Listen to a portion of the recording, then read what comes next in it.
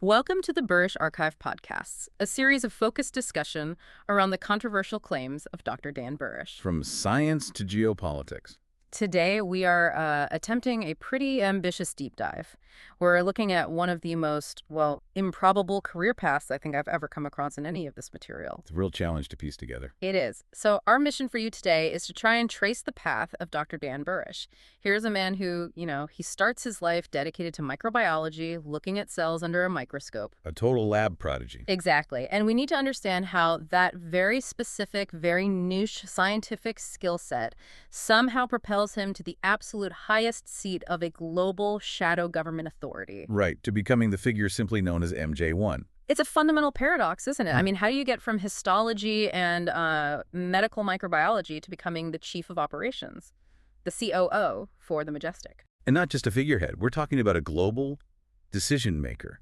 So we have to figure out how that happened, and just as importantly, why the sources show he was so reluctant to actually use that power, especially when it came to politics. Okay, so let's be methodical here, because the jump is just so radical. We have to start at the absolute foundation. The science. The science. The scientific acuity that made him so essential in the first place.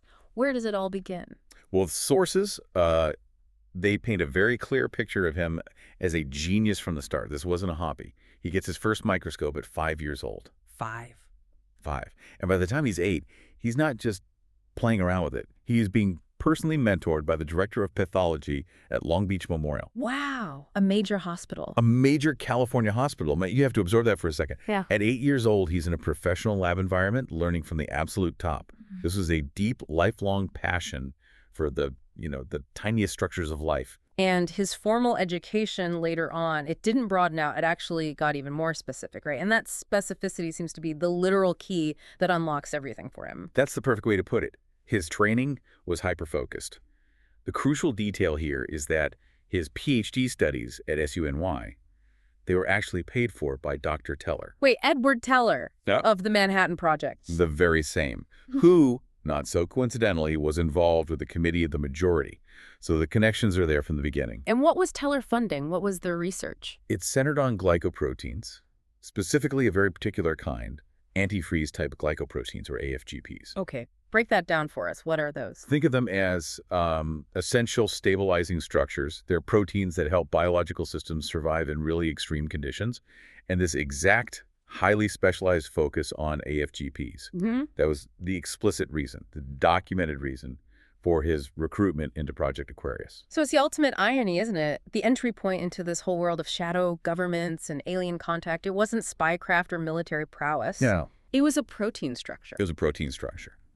But it wasn't just his intellect. Before he was recruited, there's a key event that shows the ethical core they were looking for. You're talking about the hypochlorite study. I am. He was working on a study, and he was basically pressured to falsify some data, just fudge the numbers a little, to get higher funding from the National Cancer Institute. It would have guaranteed him a spot in medical school, set him up for a very comfortable civilian career. And he refused. He refused, flat out. That decision cost him his medical school opportunity, but for the people watching him, it was the final test. It proved he was incorruptible. Exactly. In the world he was about to enter, that kind of integrity, that refusal to compromise data, Right. well, that's the ultimate security clearance. So that combination, this incredibly deep niche expertise in AFTPs and a proven ethical backbone, that made him the perfect candidate. The only candidate. It qualified him to be moved into these incredibly compartmentalized operations. And that path eventually led him to S4 inside the Groom Lake complex. Out in the Nevada desert, about 90 miles from Las Vegas. And his job title? Senior Scientist for Biological Defense Operations. And his first assignment there wasn't theoretical, it was clinical, wasn't it? It was purely clinical, and it tied directly back to his AFGP specialization. Yeah. His patient was an entity known as the J-Rod, named Kayela. This was a P-52, right? A diplomat or spy, retrieved from a craft that came down near Kingman, Arizona. That's the one. And the objective was purely scientific. Diagnose and try to treat Kayela for a really severe degenerative disorder. Something like our MGUS or CIDP? Very similar. It's a polyneuropathy, a severe disorder affecting the plasma cells and, crucially, the peripheral nerves. and the core of this disease. Let me guess. It had something to do with glycoproteins. A reduced production of those very same antifreeze-type glycoproteins he was the world's expert on. So you see, he was literally the only person on the planet for the job. Okay, so he's brought in. What does that work actually look like? It's intense. It required him to enter what was called the clean sphere, or sometimes the queen sphere. It's a pressurized, completely sterile biological containment unit. So we're talking full hazmat-style suits. Oh, beyond that. Total encapsulated suits, or tech suits. The protocols were incredibly rigid. Things like the bridle step to move, absolute silence around the J-rod. It was high-level, extremely technical lab work. He was there to be a scientist. But then something happens, something that wasn't in any protocol. This is the moment. The pivot point where this entire story shifts from pure science into something else entirely. He was just supposed to be taking samples, running diagnostics. Right. He's in this restrictive suit, focused on the clinical work, and the source material described this pivotal moment of entrainment. A nonverbal mental exchange, not like a Vulcan mind meld, but something different. Very different. During one of these sessions, the J-rod, Kaela, does something completely unexpected.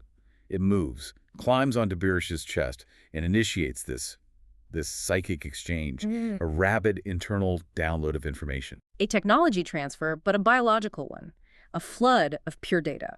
A knowledge flood is the perfect term. It was overwhelming. What kind of information did he get? Was it technical? It was everything. It bridged his own acute microbiological knowledge with these profound non-terrestrial insights. He was flooded with information about the origin of life itself, about the J-rod's home world, their biology, their history. Wow. And this experience, this download, it became the foundation for all of his future work on something called Project Lotus. Which was focused on life's regenerative structure, the seed of life. Exactly. So that moment of entrainment, it redefined him. He went from being just a technician, a brilliant scientist, to being a psychic asset. He was now carrying unique, synthesized knowledge that no other human had. Okay, so how does a structure like Majestic, this rigid, Masonic-based committee, how do they process that? They hire a microbiologist and they get back a profit, for lack of a better word. That is the absolute central question. The existing power structure was Majestic 12 scientists and advisors, but they were overseen by the Committee of the Majority, or Command.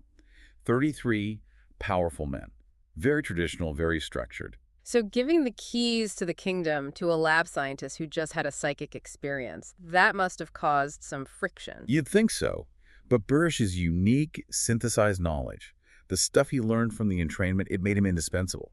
It gave him leverage that nobody else had. He held the key to Project Lotus. And this is what leads to that incredible promotion. He doesn't just get a pat on the back, he becomes the one in charge. That's the radical shift. He transitions from being a scientist on Project Aquarius to becoming the chief of operations for the entire consistory of the Majestic. He's now frequently referred to as MJ1. The sources say he agreed to take the seat. It sounds so formal. He moved from seat 1 advisor to full COO. But what was his motivation? Did he want that power? Everything in the document suggests the opposite. He and his assistant, who would later become his wife, Marcia McDowell, their stated motivation was, and this is a quote, to work for the best benefit of everyone, not just one group, not just one country. So his goal was to maintain global stability almost as a side job. A side job, exactly. A means to an end. He needed the world to be stable so that he could be left alone to continue his real work, which he saw as Project Lotus and his personal ministry. But the scale of that side job is just staggering. He went from identifying viruses to managing global crises. The sources talk about him issuing orders by matter of fiat. Can you explain what that actually means in this context? And matter of fiat is essentially an immediate high-level executive order. It comes directly from the COO, from MJ1, and it bypasses all the usual political red tape and bureaucracy. So it's an instruction that has to be followed instantly. And with global effect, the power that represents it's almost hard to comprehend. And the sources give us really concrete examples of how he used it. Okay, so give us a sense of that scale. What was this microbiologist, now MJ1, actually doing day to day? Well, his authority was used to, for instance, avert a near-world economic freefall. That alone suggests an incredible level of influence over international banking and finance. So he's dealing with the banks. What about military or covert ops? Absolutely. He was directing specialized assets. The documents talk about him ordering PED teams. Personnel extraction and deployment teams. Right. Teams of 30 personnel each, sent to various Asian nation-states, the Philippines, Malaysia, Vietnam, usually to mitigate conflicts before they could escalate. So he's a spy master, a banker, and a diplomat, too. A high-level one. The notes cite direct discussions he had with President Erdogan of Turkey.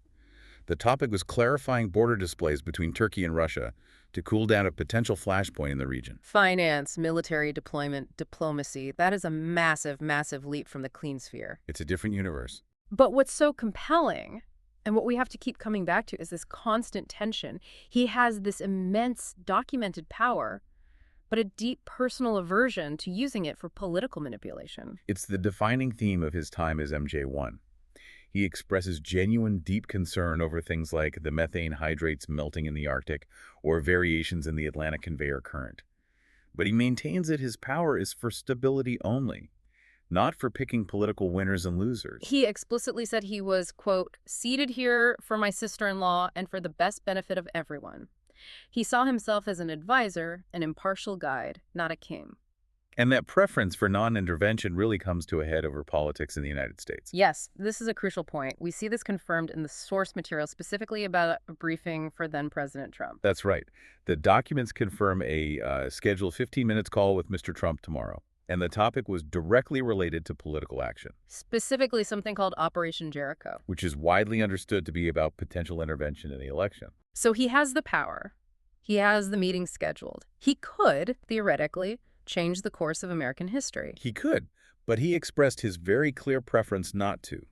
Despite having the authority to issue these global orders by fiat, he didn't want to intervene. He even stated that if the consistory votes against action, then, quote, Mage would work other deals with the banks, and that's it. So he deferred to the committee. He chose to act as an advisor to the consistory, not as the sole arbiter of the country's political fate. And this is a man who could influence over 120 nation-states and countless global bodies. And this self-imposed limitation, this reluctance, it might tie back to the very nature of the information they have, right? You mentioned the complexity, the looking glass technology. Exactly. When you have access to technology that can view potential futures, it changes the game. Political leaders are often, in a sense, following a script of events they've already seen. So the role of someone like MJ1 isn't to write a new script. No. It's to be an impartial guide, to provide stability, to make sure the ship doesn't completely go off the rails, but to allow the flow of events to occur as they have been foreseen. You only intervene when a truly catastrophic destabilization is on the horizon. His reluctance wasn't weakness, it was policy. So if we're going to summarize this incredible trajectory for you, it really all starts with the microbiology. It does. That specialized knowledge of antifreeze type glycoproteins. That was the unique key that got him through the door to S4. Nothing else would have worked. And then the pivotal, radical experience with the J-Rod, the entrainment, that gave him the non-terrestrial insights he needed to synthesize knowledge on a global scale. Which is how he rises. Despite his personal desire to just focus on Project Lotus and his ministry, he ascends to the very apex of geopolitical authority as MJ1, as the COO. The specialist scientist becomes the reluctant global guide. Leading by fiat, but refusing ultimate political control. And that internal struggle, I think that's the final thought we should leave you with. He possessed the power to issue global orders with a word, yet he wrestled so intensely with the ethics of political involvement. It really highlights that even at the highest, most secret echelons of global control, the ultimate decisions about our future, they still remain intensely and sometimes painfully human. Thank you for listening to the Burisch Archive Podcasts. Check back for further detailed analysis on other aspects of Dan's claims and their extraordinary connection to our current understanding of our relationship to the extraordinary.